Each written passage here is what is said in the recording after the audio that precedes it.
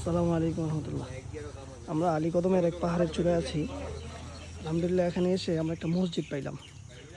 এটা দেখে আসলে মনটা জুড়ে গেল। আলহামদুলিল্লাহ, জোহরের নামাজ আদায় করলাম এখানে আমরা। আর এখানে কিছু ছোট ভাই আছে, এ আছে আর এ সাথে আর ভাই আছে যে একজন। তোমার নাম কি যেন? ইউনুস। ইউনুস। তুমি নব মুসলিম না? মুসলিম। তোমার আম্মু আব্বু আছে না সবাই? ওরা কোথায়? বাংলা বুঝো না? বাংলা বুঝো কম। এখানে ছিল হয় কি তোমার মামা? কিছুক্ষণ আগে ছিল কি হয়, মামা হয়? বুঝে না না? আচ্ছা, বাংলা বুঝতেছে না, বাংলা বুঝে কম। আর একজন মামা ছিল এখানে, তার সাথে কথা বলছে। আলহামদুলিল্লাহ, ওরা পুরো পরিবার আত্মীয় স্বজন সহ এই যে বাড়িগুলো আছে এখানে সবাই মুসলিম হয়েছে।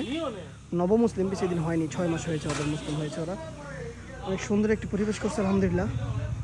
এখানে অজুখানার ব্যবস্থা আছে। আর এই মসজিদের ভিতরে আলহামদুলিল্লাহ সুন্দর পরিবেশ করছে।